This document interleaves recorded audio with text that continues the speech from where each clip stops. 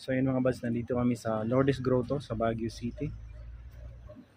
Magmula doon sa pinakababa, aakyat ka dito para marating mo yung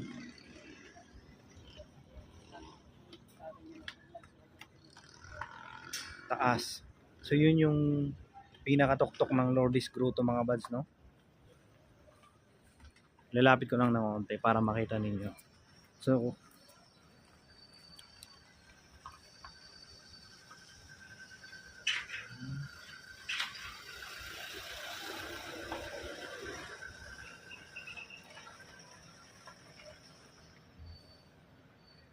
andyan yung mga parking area. Tapos lakad ka pababa.